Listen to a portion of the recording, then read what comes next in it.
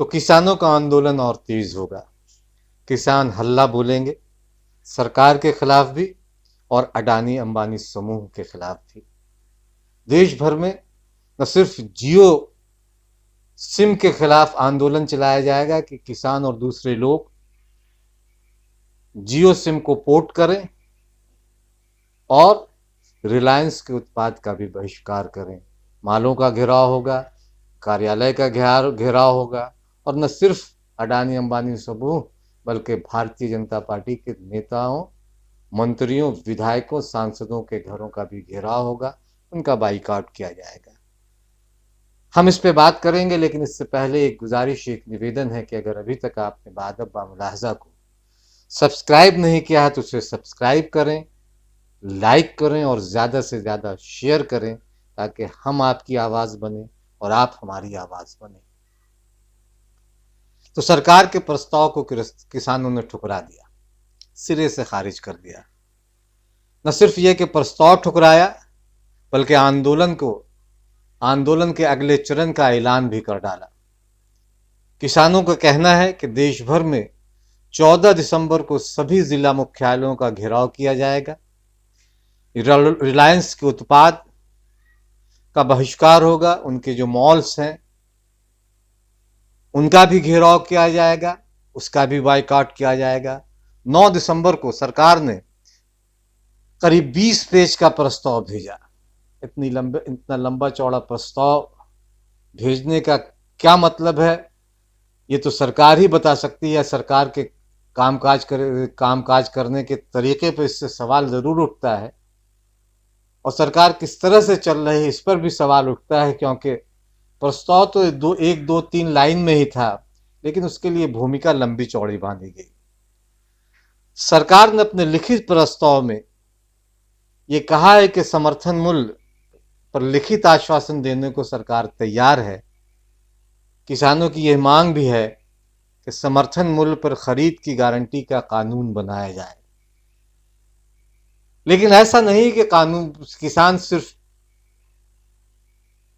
MSP को लेकर ही आंदोलन कर रहे हैं, बल्कि उनकी कई और मांगे भी हैं। पराली को लेकर है, बिजली बिलों को लेकर है और इस पूरे तीन जो कानून बनाए गए इसे रद्द करने को लेकर है, क्योंकि इसमें बहुत सारे ऐसे प्रावधान डाल दिए गए हैं जो न सिर्फ के किसानों के खिलाफ है बल्कि आम लोगों के खिलाफ भी। और ये न सिर्फ कॉरपोरेट घरानों को फायदा पहुंचाने वाला है बल्कि मंत्री संतरी सरकारी अधिकारी, चाहे वो राज्य के हों या केंद्र को है, उनको फायदा पहुंचाने वाला भी है।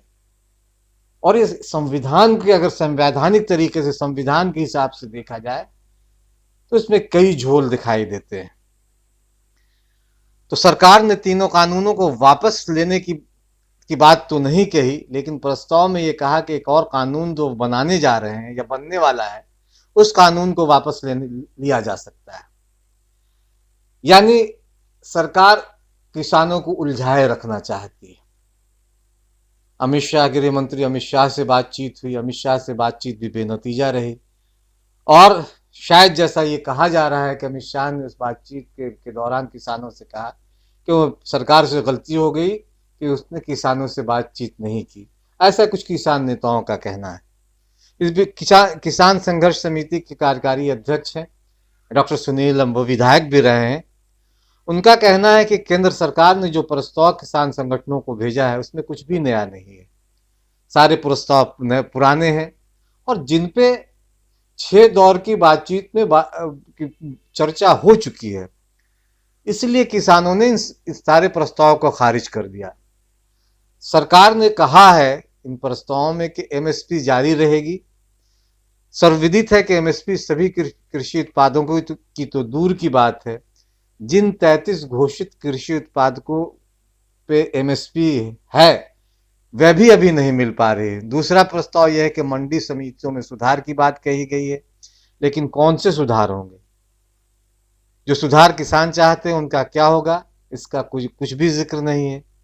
सभी निजी कंपनियों को रजिस्टर्ड कराया जाएगा, इसमें भी कुछ नया नहीं है। सरकार किसानों को न्यायालय जाने का अधिकार देगी। भारत के संविधान में है किसी कि कोई भी देश का नागरिक किसी भी न्यायालय में जाने के लिए आज़ाद है, स्वतंत्र है। और सरकार फास्ट ट्रैक कोर्ट बनाएगी। इस देश में फास्ट ट्रैक कोर्ट तो बहुत बने, बहुत सारे बनाए जाने हैं, बहुत सारे फास्ट ट्रैक कोर्ट को बनाने की बात की जा रही है। कई गंभीर अपराधों को लेकर भी फास्ट ट्रैक कोर्ट बनाए जाने की बात की, लेकिन तमाम फास्ट ट्रैक कोर्ट जो है अभी तक कागजों तक सीमित है। उनका क्या हश्र हो रहा है हम तमाम लोग जानते हैं। सरकार का यह भी कहना है कि प्राइवेट कंपनियों पर भी टैक्स लगाएगी। यह पुराना प्रस्ताव है। सरकार के प्रस्ताव से मालूम होता है, जो सरकार ने जो प्रस्ताव भेजे, कि सरकार अपने अड़ियल रुख पर कायम है और किसानों की एक सूत्रीय तीनों कृषि कानूनों को रद्द करने और बिजली बिल वापस लेने की मांग न मानने पर कायम है, अडिग है। जाहिर है कि इससे किसानों का गुस्सा और भड़का है। किसानों ने सरकार के इस अड़ियल रुख, इस अडिग है अपने तीनों कानूनों पर, उस रुख की कड़े शब्दों में निंदा की, बाकायदा प्रेस कॉन्फ्रेंस किया और आंदोलन तेज करने की घोषणा की, हल्ला बोलने की घोषणा की। किसान संघर्ष समिति का कहना है कि उन्होंने देश के किसानों से कहा है कि गांव, पंचायत, जनपद, तहसील, जिला और प्रदेश स्तर पर जहां कहीं भी मुमकिन हो अनिश्चितकालीन किसान महापंचायत शुरू की जाए और इसकी अविलंब शुरुआत हो। पुणे, राजनांदगांव, बिलासपुर सहित देश के करीब 50 जगहों पर अनिश्चितकालीन आंदोलन की शुरुआत हो भी चुकी है। 2 हफ्ते से दिल्ली में पंजाब, हरियाणा, उत्तर प्रदेश व दूसरे राज्यों के किसान दिल्ली में डेरा डाले हुए हैं, लगभग सीमा को सील किए हुए हैं। दिल्ली में अब अनिश्चितकालीन धरने के समर्थन में किसान महापंचायत भी शुरू करने पर विचार कर रहे हैं और संभवतः 1-2 दिन में यह भी शुरू हो जाए। ऐसा माना जा रहा है कि अगर एक बार किसान महापंचायत शुरू हो गई तो खुद ब खुद किसान बड़ी तादाद में इससे जुटेंगे। इन्हीं किसान पंचायतों से किसान विरोधी कानून को रद्द करने का रास्ता निकलेगा, ऐसा किसान संघर्ष समिति और किसान संगठनों का मानना है। वैसे इस प्रस्ताव को खारिज करते हुए किसानों ने कहा है कि अब आंदोलन तेज होगा, और ज्यादा जोशीले अंदाज में हल्ला बोलेंगे, सरकार के खिलाफ हल्ला बोलेंगे और पूरे कुंभे के साथ दिल्ली की तमाम सीमाओं को सील करने पर विचार कर रहे हैं। सभी रास्तों को जाम करेंगे और 12 दिसंबर को दिल्ली जयपुर हाईवे को बंद कर दिया जाएगा। 12 दिसंबर को ही सभी टोल प्लाजा फ्री करने का ऐलान भी किसानों ने किया। किसानों का कहना है कि वो कृषि कानूनों से वापस करने से कम पे कोई समझौता नहीं करेंगे जब तक सरकार उनके कृषि कानूनों को वापस नहीं लेगी। उनका आंदोलन जारी रहेगा। 14 दिसंबर को देश भर में धरना प्रदर्शन होगा और अब किसानों ने अडानी अंबानी के खिलाफ भी मोर्चा खोल दिया है। अडानी अंबानी के मॉल, दफ्तरों के घेराबंदी होगी, बाइकआउट होगा। इसके अलावा भाजपा नेताओं, मंत्रियों का घरों का घेराव और बाइकआउट किया जाएगा। किसानों ने जियो के सिम, जो रिलायंस समूह का है, जियो सिम मुकेश अंबानी का, उसके बॉयकॉट का ऐलान भी किया और देश भर में नंबर पोर्ट करने के लिए अभियान चलाएंगे। 14 दिसंबर को दिल्ली, हरियाणा, पंजाब, मध्य प्रदेश, उत्तर प्रदेश, राजस्थान, उत्तराखंड के किसान जिला मुख्यालयों पर धरना देंगे। दूसरे राज्यों के किसान भी 14 दिसंबर से अनिश्चितकालीन धरना देंगे। इस बीच कृषि वैज्ञानिक डॉक्टर वीरेंद्र पाल सिंह ने सरकार का एक अवार्ड लेने से इनकार कर दिया। हालांकि कई लोगों ने अपने अवार्ड वापस किए, पद्मश्री वापस किए, अर्जुन अवार्ड वापस किए, लेकिन केमिकल और फर्टिलाइजर मंत्री सदानंद गौड़ा के हाथों उन्हें एक पुरस्कार दिया जाना था, सम्मान दिया जाना था सरकार, लेकिन किसानों के समर्थन में डॉक्टर वीरेंद्र पाल सिंह ने ये अवार्ड, ये सम्मान लेना मुनासिब नहीं समझा। उन्होंने कहा कि हम तमाम लोग किसानों की भलाई के लिए काम करते रहे हैं और किसान अभी सड़क पर हैं, इसलिए ये अच्छा नहीं लग रहा है कि हम सरकार के हाथों ये सम्मान ले, सरकार से ये सम्मान ले। एक शेर याद आ रहा है कि हम कैद में हैं अभी भी, पहरे बदल गए हैं। हम कैद में हैं अभी भी, पहरे बदल गए हैं। बस जुल्म करने वाले चेहरे बदल गए हैं। आप भी सोचिए, किसानों की पीड़ा को समझिए, क्योंकि ये वही किसान हैं जो खेतों में अपना पसीना बहाकर धरती का सीना फाड़ चीरते हैं और अनाज उगाकर अपने परिवार का घर पेट भी पालते हैं और पूरे देश को भी खाद्यान्न मुहैया कराते हैं।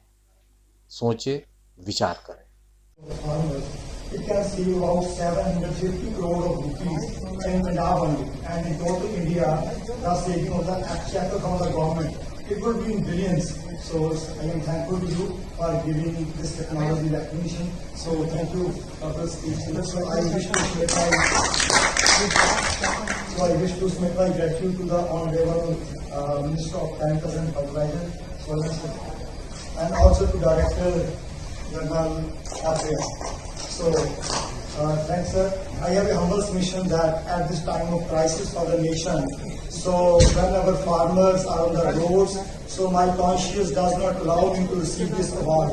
So I wish that we shall work together for the nation, and the government shall listen to our dear farmers. The work I did is only for the farmers and for the nation. So I feel I would be guilty, and if I at this moment I receive this award, but I have a great gratitude for the Honorable Minister of Chemicals and Fertilizer and Director General FAI. So kindly accept my apologies. I regret that for any inconvenience, but my only feelings are that we shall jointly work for the farmers, we shall jointly work for the government of India, so that we can build our India, great India. So nice of you. Okay, Dr. Venkat. I support farmers. Thank you.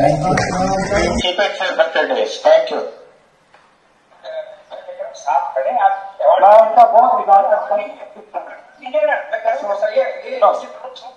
So I wish to the song and I will see.